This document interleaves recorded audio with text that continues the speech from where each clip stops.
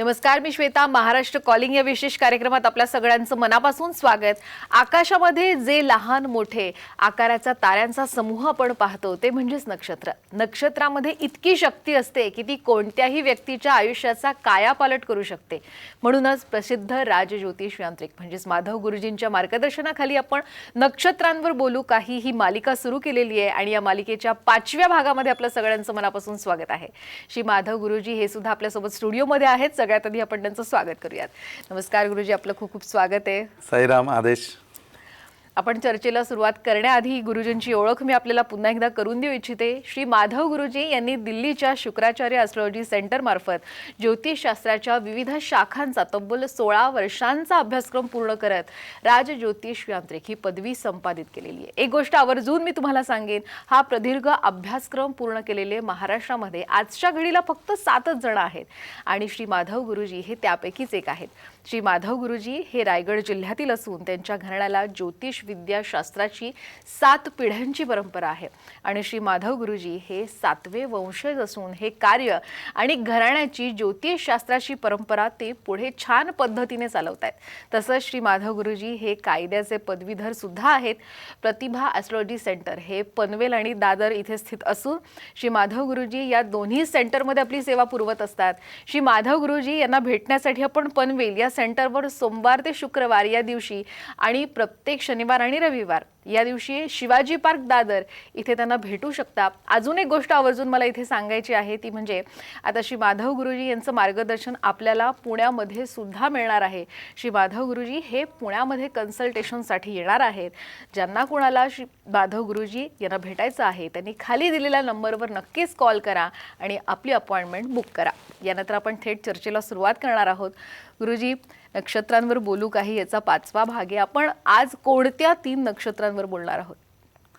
आज मॅडम आपल्याला जी नक्षत्रांची आपण सिरीज चालू केली आहे त्याच्यामध्ये प्रामुख्याने सर्वप्रथम वृषभ राशीमध्ये येणारं रोहिणी नक्षत्र, त्याच्यानंतर कन्या राशीमध्ये येणारं हस्त नक्षत्र आणि त्याच्यानंतर मकर राशीमध्ये येणारं श्रवण नक्षत्र, या 3 नक्षत्रांबद्दल आज आपल्याला पूर्ण बोलायचं आहे, जाणून घ्यायचं आहे.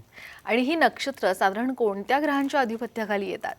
ही तिन्ही नक्षत्र मॅडम चंद्रग्रहाच्या अधिपत्याखाली येतात. चंद्राच्या अधिपत्याखाली येणारी ही तिन्ही नक्षत्र आहेत. आणि या नक्षत्रांच्या वैशिष्ट्यांबद्दल सांगायचं झालं तर तुम्ही काय सांगणार? ही जी नक्षत्र आहेत ना मॅडम, ह्या नक्षत्रांच्या वैशिष्ट्याबद्दल सांगायचं झालं तर ही नक्षत्र म्हणजे राजयोगातली नक्षत्र आहेत. म्हणजे राजयोग हा कुठल्याही बाबतीमधला असेल तर तो राजयोग म्हणजे की पूर्णपणे सुरूच या नक्षत्रांवरती होतो आणि त्यामुळे राजयोगाची नक्षत्र जी काही येतात 27 नक्षत्रांमध्ये त्यामध्ये प्रामुख्याने या नक्षत्राचा उल्लेख येतो. आता ही राजयोगातली जशी नक्षत्र आहेत तशी ही एकमेव द्वितीय नक्षत्र आहेत. म्हणजे कुठलीही शुभ घटना किंवा कुठल्याही चांगल्या गोष्टीची तुम्हाला सुरुवात करायची असेल तर निश्चितपणे ही नक्षत्र मुहूर्त म्हणून धरली जातात. तर मुहूर्तशास्त्रामध्ये या नक्षत्रांना खूप किंमत आहे. म्हणजे मुहूर्तशास्त्रामध्ये मुहूर्त बघत असताना कुठल्याही गोष्टीकरता मुहूर्त द्यायचा असेल आणि जवळच हे नक्षत्र असेल तर एखादा दिवस चांगला असून सुद्धा लेट केलं जातं आणि ह्या नक्षत्रांवरती प्रॉपरली तो दिवस धरला जातो की या दिवशी तुम्ही या गोष्टीची सुरुवात करा, तुमचं खूप चांगलं होईल याप्रमाणे. आणि ही सगळी शुभ नक्षत्र आहेत. म्हणजे की शुभ नक्षत्रांमध्ये या तिन्ही नक्षत्रांची गणना होते. आता याच्यामध्ये बघाल तर प्रत्येक नक्षत्राचं असं स्वतःचं वैशिष्ट्य आहे. म्हणजे रोहिणी नक्षत्राची व्याख्या करत असताना रोहिणी नक्षत्राच्या उत्पत्तीमध्ये जर आपण गीताचं अध्ययन केलं तर गीतेच्या 10व्या 11व्या अध्यायामध्ये प्रभू स्वतः म्हणतात की नक्षत्र समूहामधलं रोहिणी नक्षत्र मी स्वतः आहे. म्हणजे श्रीकृष्ण परमात्मा म्हणतात की मी कशा कशा ठिकाणी वास करून आहे तर नक्षत्राच्या ठिकाणी रोहिणी नक्षत्रामध्ये माझा वास आहे. म्हणजे आज भगवान श्रीकृष्ण ज्या नक्षत्रामध्ये वास करतात किंवा स्वतःचं अस्तित्व धरतात ते हे रोहिणी नक्षत्र आहे. वृषभ राशीमध्ये हे नक्षत्र येतं. दुसरं आपल्या शेतकऱ्यांचं सर्वात जास्त आवडतं म्हणजे आपल्या जर महाराष्ट्राचा किंवा आपल्या देशाचाच प्रमुख जर उद्योग आपण धरला तर तो शेती असा आहे. म्हणजे आणि मग शेतकरी लोकांचं आवडीचं नक्षत्र कुठलं असेल तर हस्त नक्षत्र आहे.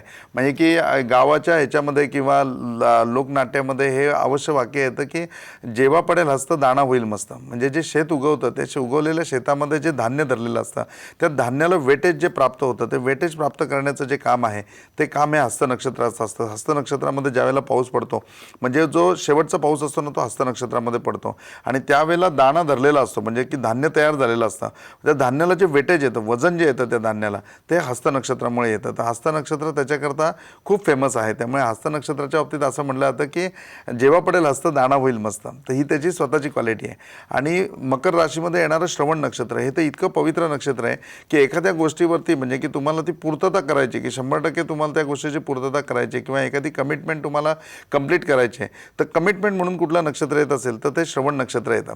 या नक्षत्रावरती तिरुपती बालाजींनी पद्मावती बरोबर विवाह केलेला होता. म्हणजे आज त्याचा किस्सा आपल्याला माहिती आहे की आज तिरुपती बालाजीचा अवतारच हा पूर्णपणे म्हणजे की कार्यपूर्ती करता आहे. म्हणजे जी वचनं देवाने दिलेली होती ती पूर्ण करण्याकरता आणि विशेष करून लग्नाकरता. म्हणजे लग्नाच्या बाबतीत जे आश्वासन राम अवतारामध्ये अग्नीच्या पुत्रीला दिलेलं होतं की मी तुझ्याबरोबर लग्न करीन. इकडे कृष्ण अवतार संपवताना वसुदेला सांगितलेलं होतं की तिची म्हणली की माझी एकच इच्छा राहिली की मला मुलाचं आई म्हणून मिरवता आलं नाही, तर मग ती माझी इच्छा कधी पूर्ण होणार. त्यावेळेला त्यांनी सांगितलं की मी पूर्ण करीन ती इच्छा.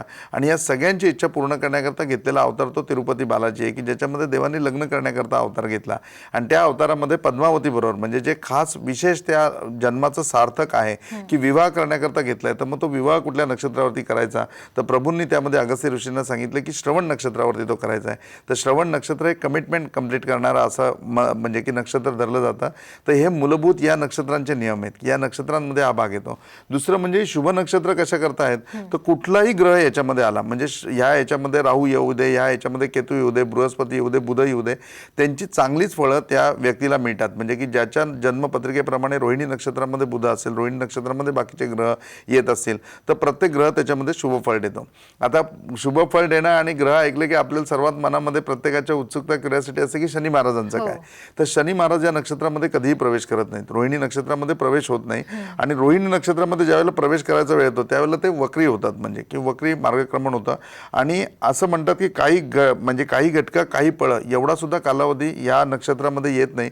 परंतु या नक्षत्रामध्ये जर शनी महाराज आले तर प्रदोग म्हणजे पूर्णपणे आपण जसं म्हणतो की पूर्ण पृथ्वीचा नायनाट होऊ शकतो किंवा एखादी अप्रिय घटना घडू शकते. तर दशरथ ज्यावेळेला राज्य करत होते त्यावेळेला दशरथ राजा असताना हे नक्षत्र म्हणजे रोहिणी नक्षत्रामध्ये शनी महाराज प्रवेश करणार होते. आणि वसिष्ठांनी सावध केलं की आता शनी महाराज रोहिणी नक्षत्रामध्ये येत आहेत, याच्यामध्ये आपली प्रजा शिल्लक राहणार नाही, आपणही जिवंत राहणार नाही आणि या पृथ्वीचा या वसुंधरेचा पूर्णपणे ऱ्हास होईल. तेव्हा राजा कुठल्याही परिस्थितीमध्ये शनी महाराजांना थांबवायला पाहिजे. तू जाऊन त्यांना प्रार्थना कर आणि प्रार्थना करून त्यांना सांग म्हणजे की बाबा तुम्ही या नक्षत्रामध्ये प्रवेश करू नका. मग दशरथ राजा गेले आणि शनी महाराजांना विनंती केली की या नक्षत्रामध्ये तुम्ही प्रवेश केला तर माझ्या प्रजेचं पूर्णपणे नुकसान होईल आणि तुम्ही या नक्षत्रामध्ये येऊ नका. आता शनी महाराज म्हणजे त्यांच्या बाबतीतलं पहिलं वाक्य हे येतं की जिसने अपने बाप को नहीं छोड़ा वो तुम्हें क्या छोडेगा. मग शनी महाराज तेच म्हणले, अरे माझ्या बापाला नाही सोडलं, साक्षात रवीला मी सोडलेलं नाही, तर मी तुला कसं सोडेन म्हणून.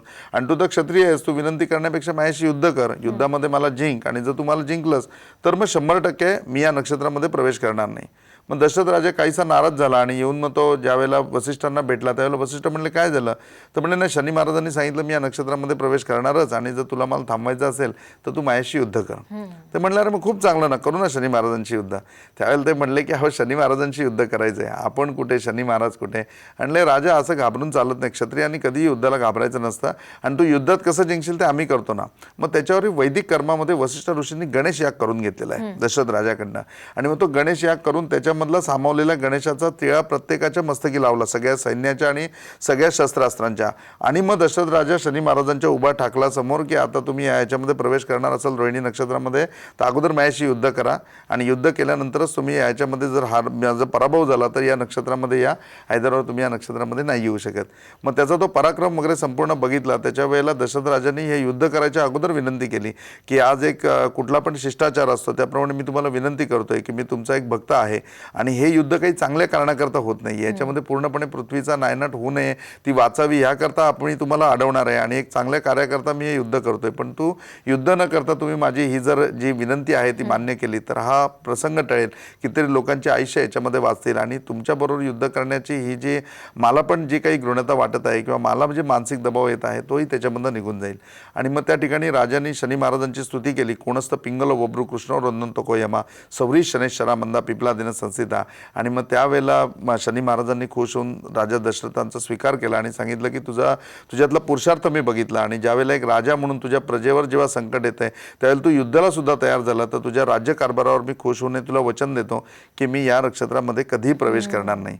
ह्याच्यानंतर म्हणजे दशरथ राजाचा हा कालखंड उलटल्यानंतर कलियुगामध्ये 1942 मध्ये हा योग आला 1942 मध्ये. 1942च्या वेळेला शनी महाराज अगदी अल्पांश म्हणजे की अगदी धरा तुम्ही की 1 तासापेक्षा कमी अंतर क्रॉस व्हायला लागत होतं त्यांना, की तेवढं क्रॉस करत होते आणि 1 तासामध्ये ते बॅक होणार होते. परंतु ते नक्षत्र 1 तासापुरतं का होईना लागलं, त्याच्यामध्ये अख्खं दुसरं महायुद्ध घडलं. त्यात किती हानी झाले ते आपल्या सगळ्यांना माहिती आहे. तर असं हे नक्षत्र आहे, पण या नक्षत्रामध्ये शनी महाराज प्रवेश करत नाहीत. हे शुभ नक्षत्र आहे आणि कुठलेही ग्रह या नक्षत्रामध्ये ज्यावेळेला येतात त्यावेळेला ते पूर्णदायी फलदायी होतात, पूर्णदायी शुभ होतात.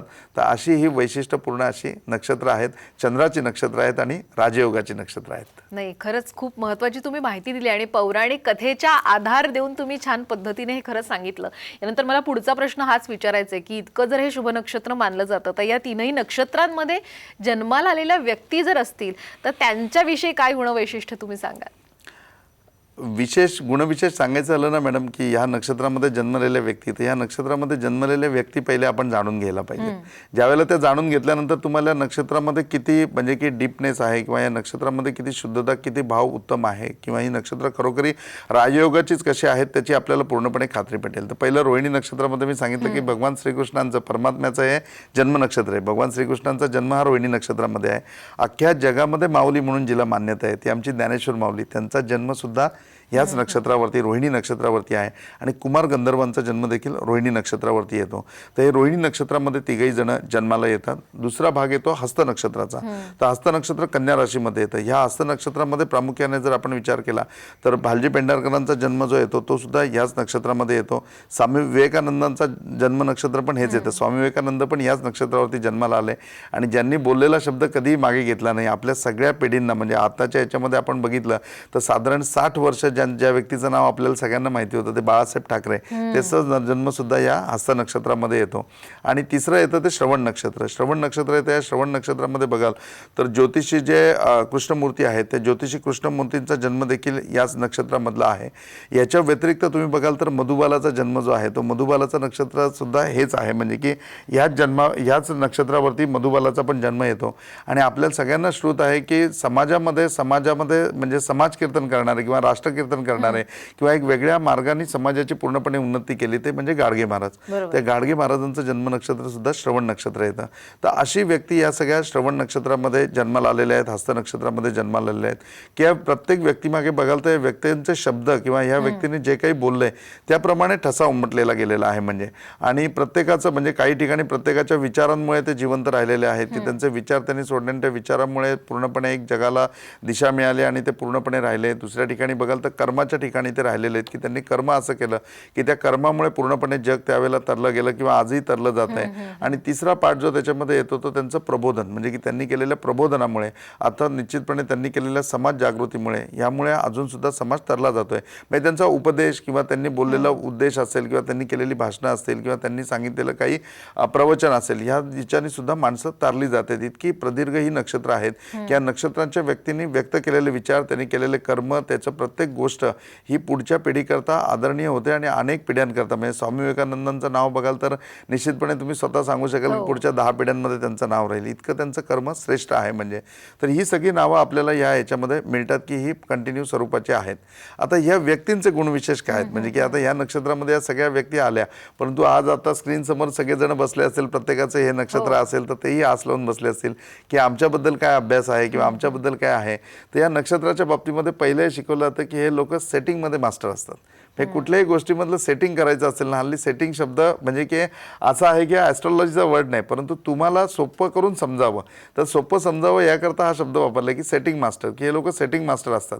म्हणजे आपण ऐकतो ना की एखादा ते मुलगा मुलगी पळून गेले आणि पळून जाऊन त्यांनी विवाह केला, मग त्यांचं सगळं प्लॅनिंग ज्या वेळेला ते पुन्हा घरी येतात किंवा त्यावेळेला नंतर ते बाहेर येतं की काय काय झालं, तर यांचं प्लॅनिंग इतकं परफेक्ट असतं. तर यांचे जे इव्हेंट मॅनेजर असतात म्हणजे यांचं जे प्लॅनिंग केलेलं असतं ते प्लॅनिंग करणारे लोक 100% तुम्हाला या नक्षत्रामधले भेटतात. म्हणजे की या नक्षत्रामध्ये सेटिंग कधी फेल जात नाही. या लोकांचं सेटिंग एकदम ॲक्युरेट असतं. कधी त्यांनी घरातून निघायचं, पोलीस स्टेशनला एनसी कशी द्यायची, कुठे जाऊन लग्न करायचं, कसं सर्टिफिकेट काढायचं, इतकं अद्भुत असतं की त्याच्यामध्ये सगळ्या गोष्टी त्यांच्या पूर्णपणे रोल केलेल्या असतात.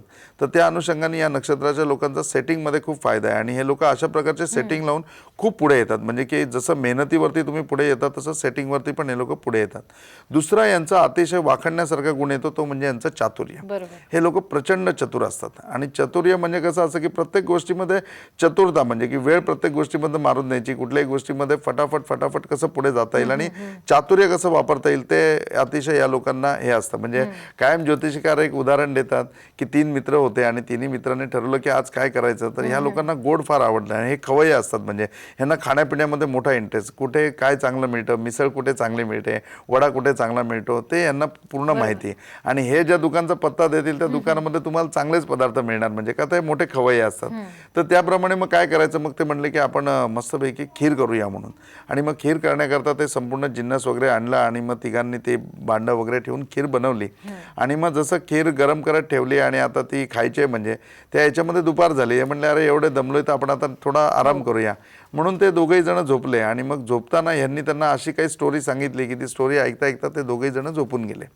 आता ही व्यक्ती जी आहे यांनी स्टोरी सांगितली, त्यानंतर बघितलं की दोघेही गाढ झोपलेत, खिरीचा मस्त वास सुटलाय. त्यांनी 1 2 3 करत अख्खी खीर संपून टाकली. संपून टाकून भांडी बिंडी घासून ठेवली. मग हे दोघं जण उठले. मग दोघं जण उठल्यानंतर ते म्हणतात की अरे काय झालं म्हणून. अरे म्हणलं मग तुम्हाला स्टोरी सांगितली, तुम्ही ऐकली का. हो म्हणले, किती सुंदर तू स्टोरी सांगितली आम्हाला. ती स्टोरी ऐकून एक जण म्हणलं मी तर स्वर्गात गेलो, म्हणजे मला स्वर्गात असल्याचा भास झाला आणि मला असं स्वप्न पडलं की जो परिसर मी बघितला ना तो साक्षात स्वर्ग आहे. आणि दुसरा म्हणतो की अरे मी गेलो ना, मला इतकं छान झोप लागली, मी खाली खाली जात गेलो जसं काय मी पाताळामध्ये गेलो आणि पाताळामध्ये मी असल्यासारखा मी झोपलो अक्षरशः आणि मला खूप प्रसन्न वाटतंय. आणि मग त्या दोघांनी विचारलं अरे खिरीचं काय झालं म्हणून, भांडी बिंडी घासली की खीर कुठे गेली. हा म्हणलं खीर मी सगळी खाऊन टाकली. अरे म्हणले तू कशी काय खीर खाल्ली, आम्हाला तर उठवायचं, आम्हाला हाक तर मारायची. तो म्हणला किती वेळा उठवायचा प्रयत्न केला, किती हाका मारल्या तुम्हाला. म्हणले मग आम्ही उठलो नाही. अरे म्हणलं तू स्वर्गात गेलेला होतास, तुला कुठे माझा आवाज येणार. आणि दुसऱ्याला म्हणलं तू पाताळात गेला त्यामुळे तुलाही आवाज आला नाही. मग अशा वेळेला खीर खाणारा माणूस कुठल्या नक्षत्राचा असतो, तर ह्या 3 नक्षत्रांमधल्या कुठल्या तरी नक्षत्राचा तो माणूस असतो की यांच्याकडे चातुर्य मोठ्या प्रमाणामध्ये असतं. तिसरं म्हणजे की कल्पकता. ह्या लोकांकडे प्रचंड कल्पकता असते, अतिशय कल्पन. म्हणजे कुठल्याही गोष्टीमध्ये कल्पना कशी करायची, एखाद्या गोष्टीमध्ये कसं ती रंगवायची, एखादं स्वप्न कसं बघायचं, ते स्वप्न कसं साकारायचं, ह्या गोष्टीच्या बाबतीमध्ये अतिशय प्रवीण असतात. म्हणजे आणि या लोकांचे हसताना कधी दात दिसत नाही. म्हणजे ऑलवेज असं सांगतात ना की आपण तो एक प्रश्न ऐकतो की काय पाहिलंस माझ्यात, म्हणजे की नवरा बायको किंवा आता जो पहिला अरेंज मॅरेजचा कार्यक्रम असायचा कांदे पोहायचा की ती बघते आणि मग त्यावेळेला तिला पसंत करायचं आणि मग घरची माणसं मुली बघायला जातात. तर मुलगी बघायला जाताना काय बघायला पाहिजे हे सुद्धा ऋषींनी मार्गदर्शन केलेलं आहे. म्हणजे आपल्या एक एपिसोडमध्येही मी ते क्लिअर कट सांगितलंय. तर त्याच्यामध्ये ऋषींनी असं म्हणलं की मुलीच्या हसताना कायम दात दिसायला पाहिजेत. जर दात नाही दिसले आणि जर ती म्हणजे गालातल्या गालात हसत असेल, तिचे दात दिसत नाही, तर ती 100% कावेबाज आहे. 100% म्हणजे की तिच्या मनामध्ये काय वेगळं आहे, तिच्या ओठावर वेगळं आहे आणि तिच्या पोटामध्ये वेगळं आहे. म्हणजे अशी ही व्यक्ती स्वतःचं स्वतंत्र अस्तित्व बनवते, सगळं घर आपल्या आधी कब्जाखाली येते, सगळे लोक आपल्या कब्जाखाली घेते. तर त्याप्रमाणे हे म्हणजे की या नक्षत्रामधल्या मुलींच्या बाबतीमध्ये येतं की त्या खूप छान असतात पण त्यांच्या हसताना दात दिसत नाहीत. म्हणजे तर त्या प्रकारचे योग त्याच्यामध्ये असतात. आता वास्तविक पाहता त्याच्यामध्ये राजयोगामध्ये असल्यामुळे पुढे जाऊन असंही होतं की ते स्वतःच्या बाबतीत स्वतःचं पूर्ण अस्तित्व बनवतात, स्वतःचं राज्य बनवतात आणि कुठेही कोणीही काय करायचं हे सगळं ह्याच लोकांनी प्रेडिक्ट केलेलं असतं. म्हणजे आणि अगदी एखादं युद्ध जरी घडवलं या लोकांनी तरी ते अख्खं युद्ध घडवून ते नामंदिर राहतात. तर भगवान श्रीकृष्ण परमात्म्यांनी महाभारत अख्खं घडवलं पण त्यांनी शपथ घातलेली नाही मी शस्त्र नाही हातामध्ये घेणार. एक्झॅक्टली या नक्षत्राच्या बाबतीतल्या लोकांचं असंच असतं. प्रत्येक गोष्ट घडवण्यामागे हे लोक पूर्णतः असतात. म्हणजे प्रत्येक गोष्ट घडते यांच्यामुळे, की अगदी युद्ध सुद्धा यांच्यामुळे घडतं. पण ते घडून झाल्याच्या नंतर त्याच्यामध्ये हे लोक मात्र पूर्णपणे नामानिराळे असतात. ह्या लोकांचं कुठेही नाव येत नाही म्हणजे त्याच्यामध्ये. तर हा सगळ्या गोष्टी या लोकांच्या बाबतीमध्ये आधी प्रामुख्याने जाणवतात. एक म्हणजे चातुर्य, दुसरी गोष्ट म्हणजे की प्रचंड पॉलिटिशियन, खूप मोठे पॉलिटिक्स यांच्यामध्ये असतं. हे राजकारणामध्ये अगदी मुत्सद्दी असतात. राजकारण कसं घडवायचं हे यांना पूर्णपणे, यांना मास्टर माइंड म्हणतात, यांना ब्रेन म्हणतात. तर ही जी लोक मास्टर माइंड, ब्रेन किंवा मोठ्या पदाचे मंत्री किंवा पक्षाचे अध्यक्ष हे तुम्हाला कायम या नक्षत्रांमध्ये भेटतात. आणि या नक्षत्रांमध्ये राजकारण माणसाला खूप चांगलं करता येतं. तर ही गुणवैशिष्ट्य या लोकांमध्ये आपल्याला प्रामुख्याने जाणवतात. नक्कीच नक्षत्रांविषयी अशीच रंजक माहिती अजूनही आपल्याला जाणून घ्यायची, पण वेळ झाली एका छोट्याशा ब्रेकची. कुठेही जाऊ नका, पाहत रहा महाराष्ट्र कॉलिंग.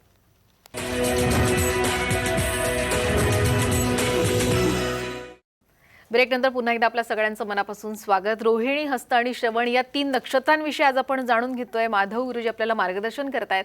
आपण आतापर्यंत पाहिलं की वैशिष्ट्य कोणती या नक्षत्रांमध्ये जन्माला आलेल्या व्यक्तींमध्ये, पण मग या जन्माला आलेल्या व्यक्तींना काही अडचणींचा सामना करावा लागतो का, आणि मग ज्योतिषशास्त्रामध्ये काय याविषयी मार्गदर्शन आहे? कसं मॅडम की कुठलाही माणूस असेल, कुठल्याही नक्षत्रामध्ये जन्माला येऊ किंवा राजयोगामध्ये जन्माला येऊ, असं कधीच होणार नाही की त्याच्या म्हणजे आयुष्यामध्ये समस्या नसतील, त्याच्या आयुष्यामध्ये काही प्रॉब्लेम येणार नाही. म्हणजे कायम असं म्हणतात ना की तुमच्या आयुष्यामध्ये काही प्रॉब्लेम येत नसेल किंवा काही समस्या तुमच्या आयुष्यामध्ये येत नसेल तर मग असं असेल की तुम्ही चुकीच्या रस्त्यावर चाललेत. म्हणजे जर तुम्ही बरोबर रस्त्याने चालले तर 100% तुम्हाला संघर्ष करावा लागणार, अडीअडचणी तुमच्या ह्याच्यामध्ये येणार. फक्त त्याला वाटा पण त्याप्रमाणे निघायला पाहिजेत, ते प्रश्न तुम्हाला सोडवता यायला पाहिजेत आणि त्या समस्यांचं विनाकारण तुम्हाला करता यायला पाहिजे, म्हणजे निवारण करता यायला पाहिजे. आणि या सगळ्या गोष्टी करता ॲस्ट्रॉलॉजी हे पूर्णपणे एक मार्गदर्शन करणारं शास्त्र आहे की त्याच्यावरती पूर्णपणे मार्गदर्शन करतं. तर जसं प्रत्येक गोष्ट होते ना, घडते ना, म्हणजे की ती 100 लोकांकरता चांगली झाली तर असा पण काही समूह असतो की त्या लोकांकरता ती चांगली नसते झालेली, म्हणजे त्यांच्याकरता काहीतरी ती चुकीची किंवा वाईट झालेली असते. परंतु ज्या वेळेला आपण बघितलं तर त्यावेळेला मॅक्झिमम लोकांचं हित ज्याच्यामध्ये त्या गोष्टी साधल्या गेल्या जातात. आणि मग ज्या वेळेला मॅक्झिमम लोकांचं हित साधलं गेलं जातं त्यावेळेला कुठेतरी 2-5 लोकांचं असंही होत असेल की त्यांचं अहित त्याच्यामध्ये होतं. कितीतरी ठिकाणी आपण बघतो की मोठा मोठा प्रकल्प उभा राहतो आणि त्यावेळेला तिकडचा अख्खा गाव उठवला जातो. मग त्या लोकांकरता ते वाईटच होतं ना. परंतु सगळ्या जगाकरता जर बघितलं तर ती गोष्ट चांगली होते की बाबा ही सगळ्यांना फॅसिलिटी आहे त्यामुळे त्यांना सोडावं लागलं. तर अशा अनेक घटना घडतात. म्हणजे कितीही चांगलं असलं तरी असं नाही की त्यांच्या आयुष्यामध्ये समस्या नसणार. आता भगवान श्रीकृष्णांचं आयुष्य तुम्ही बघाल तर स्वतः देव होते, परमात्मा होते, पण त्यांच्या आयुष्यामध्ये समस्या नव्हत्या का? पावलोपावली त्यांच्या आयुष्यामध्ये समस्या होत्या. तसं रोहिणी, श्रवण आणि हस्त ही राजयोगातली जरी नक्षत्र असली तरी राजयोग निश्चितपणे तुम्हाला उपभोगायला भेटेल, पण त्याच्याबरोबर समस्या पण असतील. आणि समस्यांमध्ये ना कित्येक वेळेला मॅडम असं असतं की त्या समस्या ना माणसानेच निर्माण केलेल्या असतात. आपल्या आयुष्यामध्ये निर्माण होणाऱ्या समस्या दुसरं कोणी निर्माण नाही करत, आपणच स्वतः निर्माण करतो. मग तो मूलभूत ढाचाच असतो. म्हणजे की आज तुम्ही या नक्षत्रामध्ये जन्माला आले, या नक्षत्रामध्ये जन्माला आल्यानंतर तुमचा असा स्वभाव असणार आहे, तुमची शरीरयष्टी अशी असणार आहे, तुमची बॉडी लँग्वेज अशी असणार आहे. मग ह्या सगळ्या गोष्टी जर तुमच्या अशा असणार आहेत तर त्यानुसार तुमचा होणारा विचार आणि तुमच्या आयुष्यामध्ये घडणारे प्रसंग याच्यामुळे येणाऱ्या समस्या ह्या सुद्धा सारख्या असतील. कृष्ण भगवानांच्या म्हणजे की चरित्रामध्ये एक वाक्य ते कायम म्हणायचे, जो मैं दिखता हूँ वो मैं हूँ नहीं. म्हणजे मी जो दिसतो तो मी नाहीये म्हणजे. और जो मैं नहीं हूँ यानी जो मैं दिखता नहीं उसे देखने की जरूरत ही नहीं. म्हणजे जो मी दिसत नाही ना त्याला बघायची आवश्यकताच नाही म्हणजे. आणि श्रीकृष्ण परमात्म्यांचं कायम एक वाक्य त्यांच्या चरित्रावरती ज्यांनी ज्यांनी लिहिलंय त्यांनी आवर्जून एक वाक्य लिहिलं की श्रीकृष्ण परमात्म्याला भूतकाळही माहिती होता आणि भविष्यकाळही माहिती होता. एवढं माहिती असताना सुद्धा तो वर्तमानात जगला, म्हणून तो चमत्कार करू शकला किंवा म्हणून तो या सगळ्या गोष्टीला सामना करू शकला. आणि एक्झॅक्टली ह्या नक्षत्रांच्या बाबतीमध्ये हाच प्रॉब्लेम येतो की सर्वात पहिली गोष्ट म्हणजे ही लोक कायम भूतकाळाचा विचार करत राहतात. अरे माझ्या बाबतीमध्ये असं घडलेलं, अरे आमची एवढी परिस्थिती हालाकीची होती ना की आम्हाला मिळालंच नाही. अरे पण आता तू पंचपक्वान्न खातोस ना तर तू त्याचा आनंद घे ना. एका काळी तुला म्हणजे मीठ भाकरी पण मिळाली नाही, या गोष्टीचं दुःख करत बसण्यात काही अर्थ नाही. तर ह्या लोकांचा ऑलवेज सर्वात मोठा प्रॉब्लेम हा असतो की हे ऑलवेज भूतकाळामध्ये असतात. आणि भूतकाळामध्ये एखादी घटना यांच्याबरोबर जी वाईट घडली असेल, एखादा प्रसंग यांच्याबरोबर वाईट घडला असेल तर ते वर्तमानात जगत असताना त्या भूतकाळामधल्याच आठवणी काढत राहतात, त्या भूतकाळात जगत राहतात. म्हणजे असं ना की आज ऍक्टिव्हावरनं राऊंड मारून आणला, राऊंड मारून आणल्यानंतर ते ऍक्टिव्हा लावली, त्याची पूजा केली आणि वा सुंदर गाडी तुम्ही घेतली म्हणून कौतुक, फेड्याचा बॉक्स हातामध्ये आला.